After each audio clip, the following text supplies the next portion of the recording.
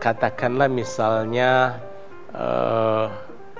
dibukanya saham bagi investor asing yang tadinya kosong lalu kemudian boleh 49%. Itu salah satu faktor pendorong yang memungkinkan asing mulai masuk pada tahun 1988. Lalu kemudian ada juga beberapa fasilitas perpajakan, misalnya bahwa transaksi di bursa kemudian mendapatkan keringanan pajak. Mulai tahun 88-89 mulai banyak securities companies asing masuk gitu. Nah, salah satu yang kita lakukan tentu saja upaya sosialisasi. Jadi kalau saya boleh mengingat 94-95, terutama sejak komputerisasi perdagangan dilakukan pada Mei 95, itu saya praktis setiap bulan beredar dari negara yang satu ke negara yang lain untuk kemudian melakukan sosialisasi, promosi tentang pasar modal Indonesia dan bursa efek keluar.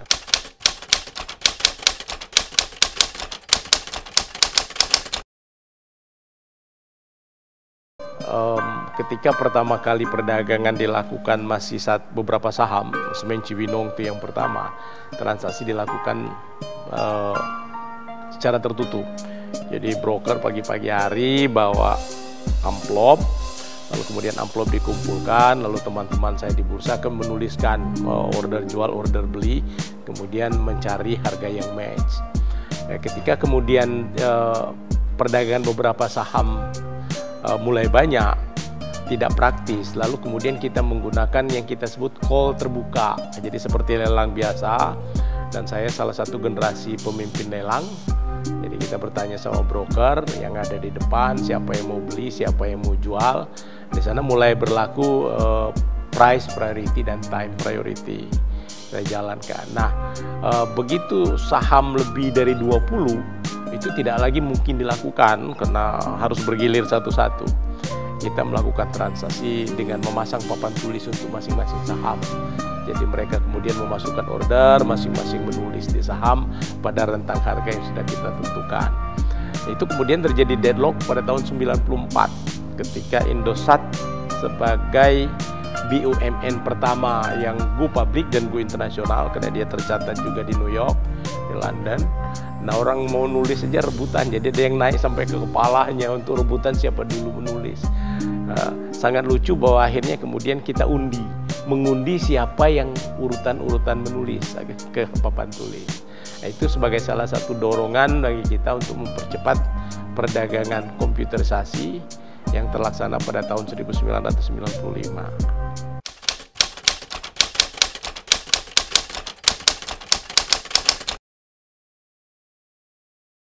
Dari kacamata perusahaan, saya kira semakin maju suatu negara, salah satu indikatornya adalah semakin besar dana-dana perusahaan yang dimobilisasi melalui pasar modal ketimbang pinjaman dari perbankan.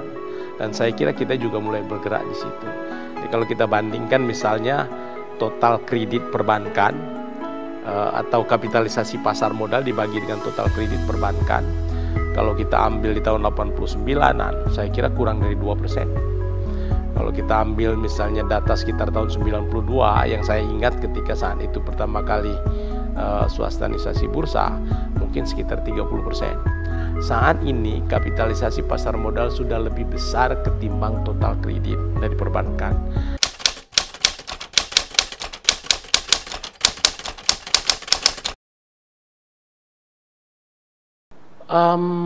Pasar modal memang membutuhkan minimal tingkat pendidikan, itu harus jujur.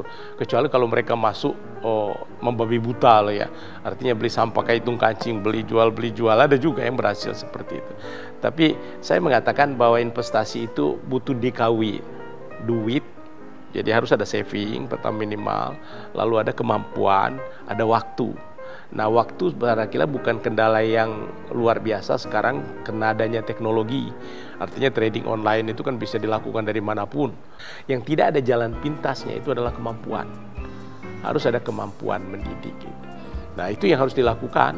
Saya kira mungkin katakanlah saya mendengar Bursa Efek Indonesia itu setiap bulan menyelenggarakan